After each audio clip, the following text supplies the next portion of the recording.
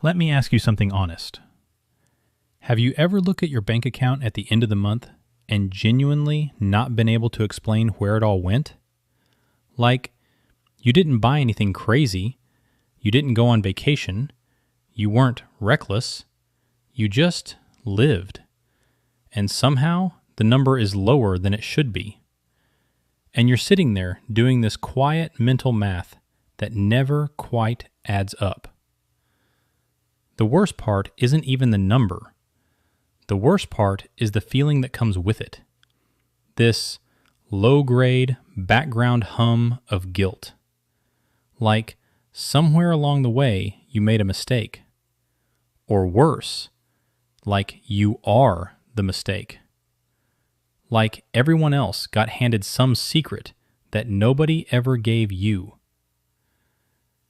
If that's ever been you, and I mean really been you, not just once, but on some recurring Tuesday when the bills hit, then this video is specifically for you.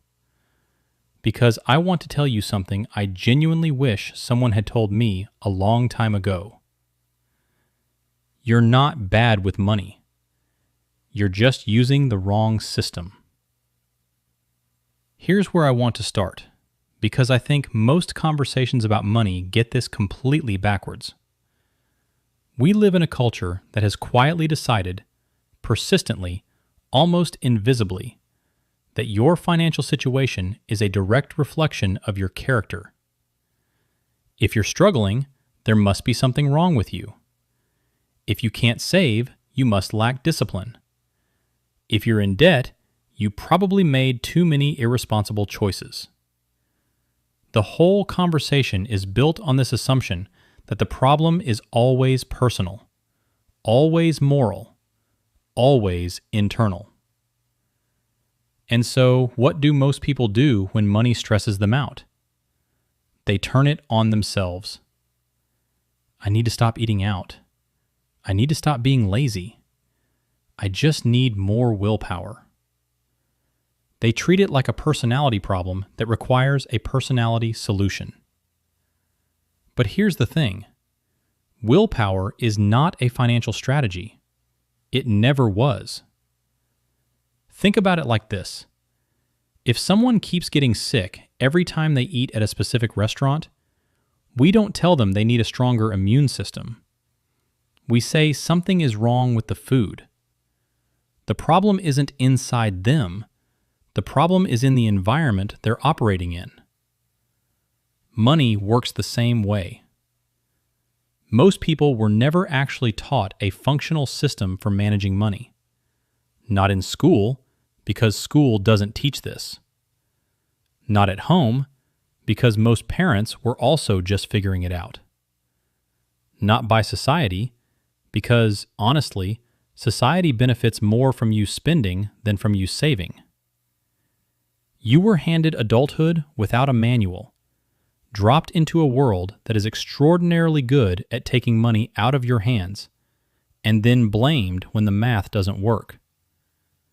That is not a willpower problem. That is a systems problem.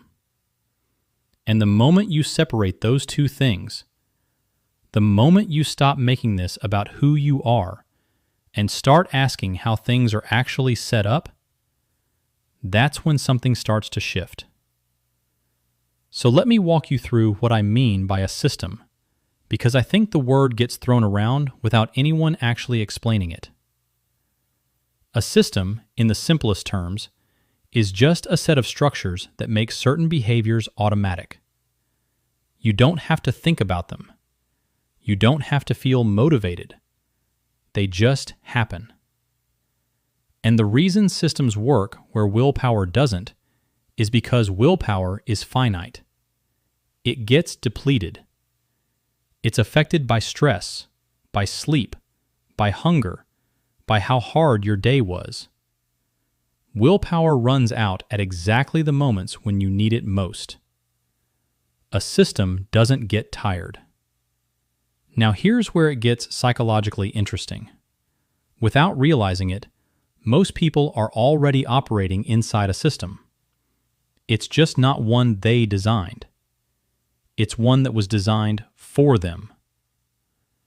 Think about how money actually moves in your life right now. Your salary comes in, and almost immediately a series of automatic things happen. Rent goes out. Subscriptions you signed up for 2 years ago get charged.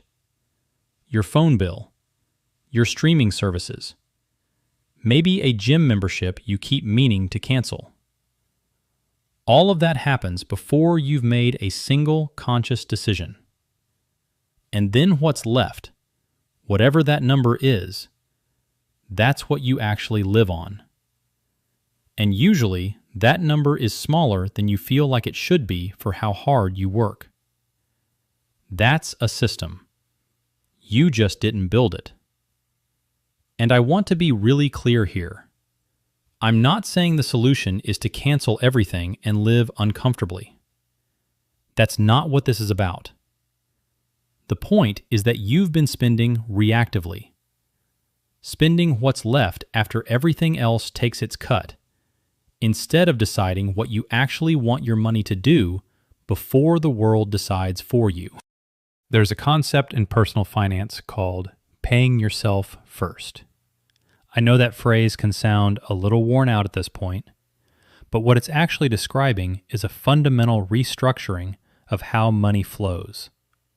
Instead of income comes in, life happens, save whatever's left, which is usually nothing, you flip it. Income comes in, you automatically set aside a portion before anything else touches it. And then you live on what remains. The psychology behind why this works is fascinating. It's not about discipline at all. It's about removing the decision entirely. When the money moves automatically the moment it arrives, it's gone from your mental accounting. You stop seeing it as available money. You adjust to what remains. Humans are remarkably good at adapting to constraints. We just need the constraint to be structural, not motivational. But let me go one layer deeper, because I think there's a piece of this that almost nobody talks about enough. Even if you intellectually understand that you should be saving more, understanding something and actually doing it are completely different experiences. And the reason for that gap isn't laziness. It's something much more human. There's a well-documented psychological tendency called present bias.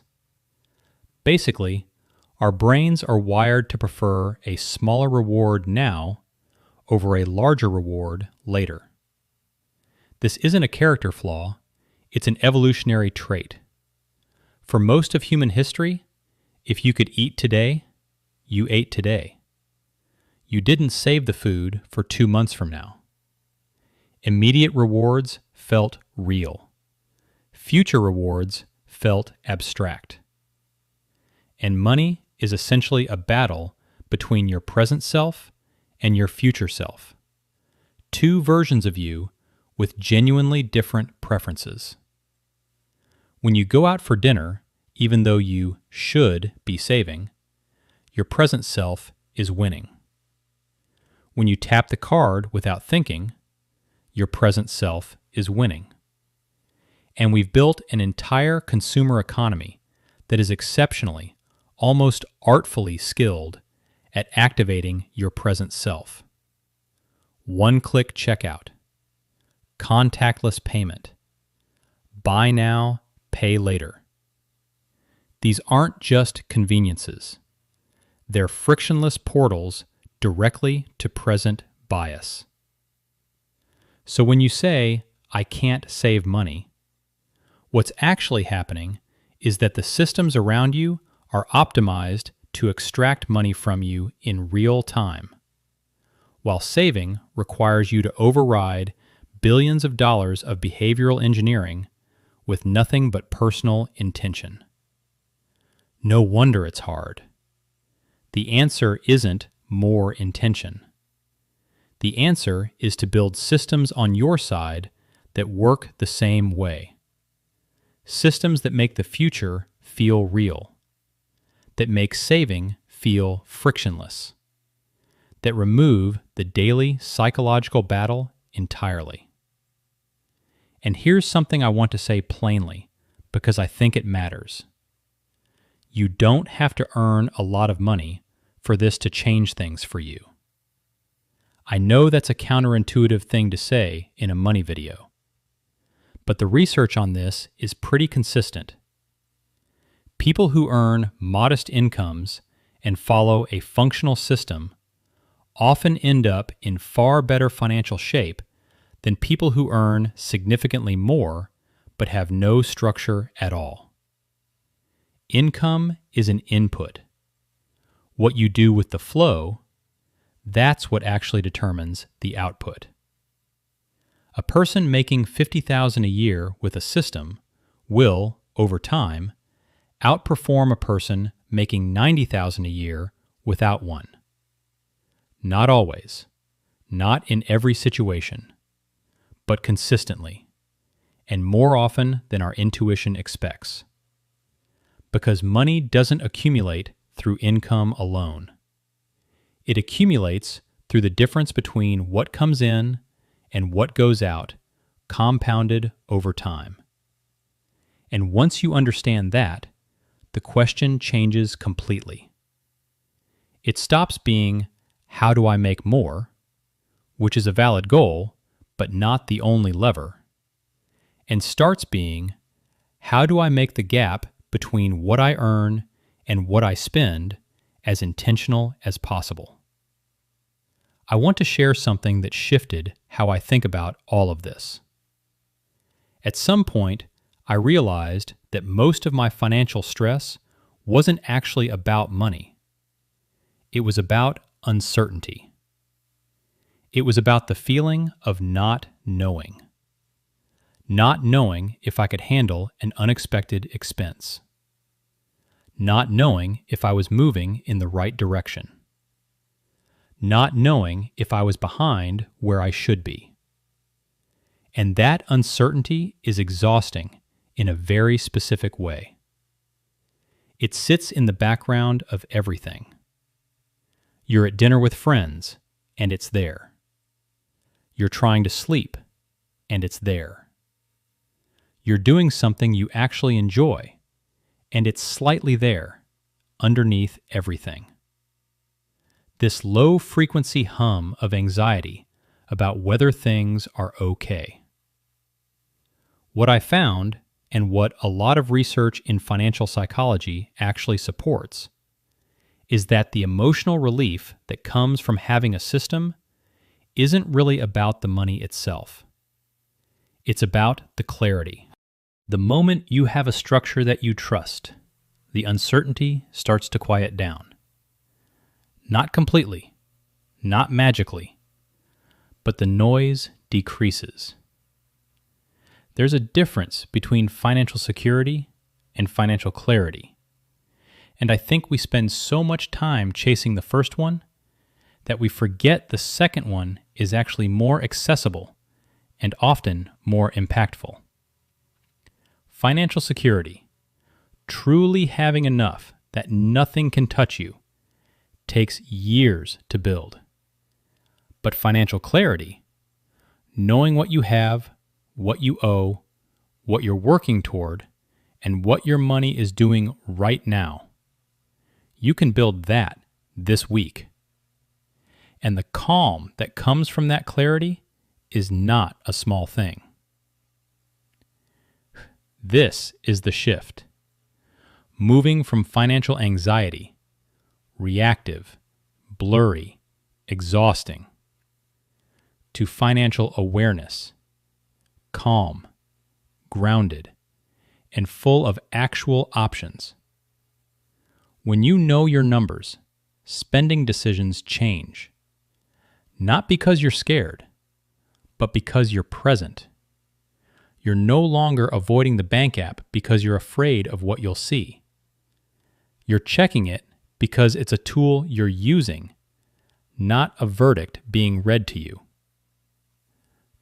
Okay, So, what does this actually look like in real life? I want to be honest here.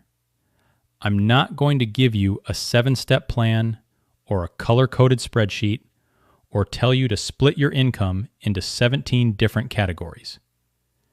That stuff can work for some people, but for most people, it creates more friction, not less. And friction is the enemy. What I want to talk about is starting with the smallest, most structural change possible. The first thing, and if you do nothing else from this video, do this. Separate your savings before your brain has a chance to spend it. If your employer offers automatic contributions to any kind of savings account, use it. If not, set up a separate bank account, ideally at a different bank so it's slightly out of sight, and set up an automatic transfer to happen the day after your paycheck lands. Not a big transfer. Whatever you can do right now. $50 a month, 5% of your income. It doesn't matter. The amount matters less than the automation. The point is to make saving require no decision, because decisions are where good intentions go to die. The second thing, audit your automatic outflows. Sit down with 3 months of statements and look at everything that leaves your account on a recurring basis. Every subscription, every membership, every auto renewal. Don't judge it yet. Just look. You'll almost certainly find 2 or 3 things you forgot you were even paying for. That money wasn't gone forever. It was just leaving without your awareness.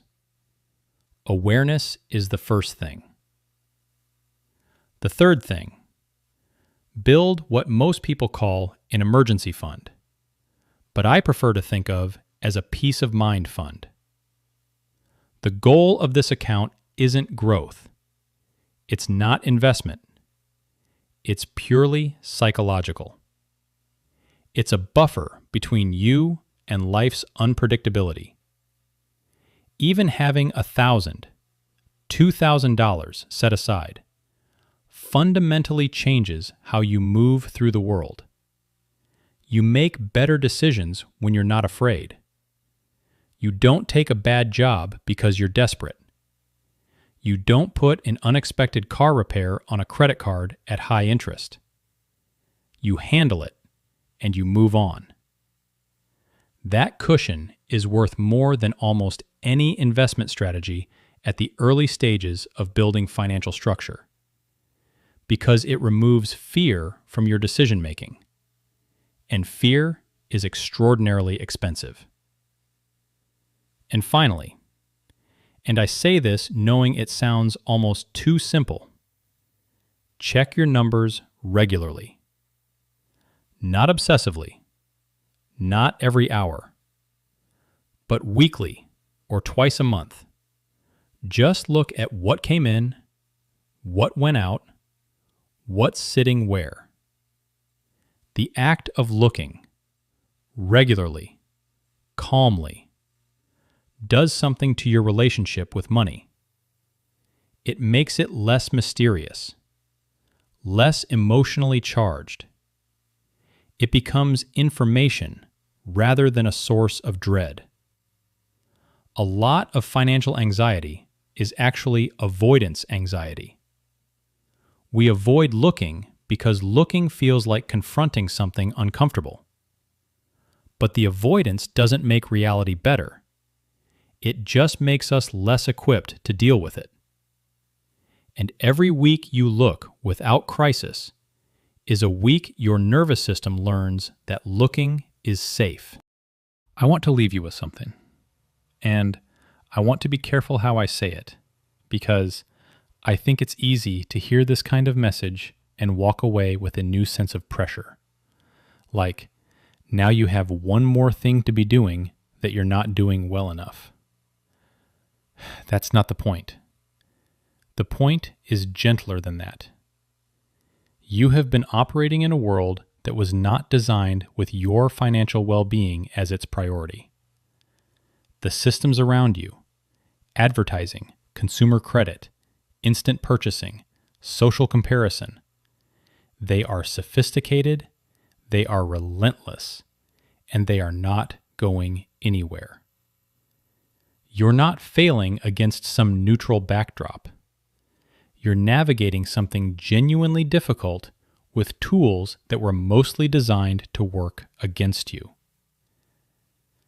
So if things are messy right now, if the numbers don't look the way you wish they did, if you feel behind, if this whole topic makes you anxious, that's not evidence that you're broken. It might just be evidence that you've been playing a game without knowing the rules.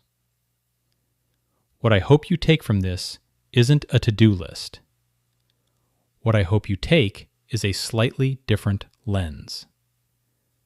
The question isn't, what's wrong with me? The question is, what's wrong with my setup?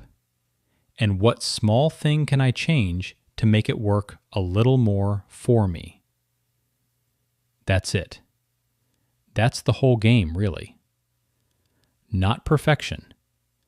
Not some idealized version of financial freedom that looks like a stock photo of a beach.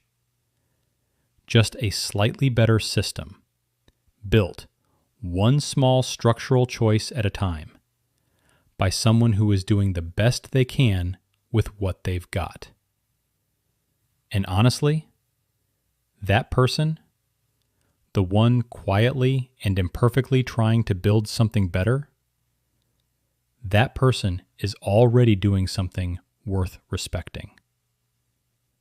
Take your time, trust the process, and be easier on yourself than you've been.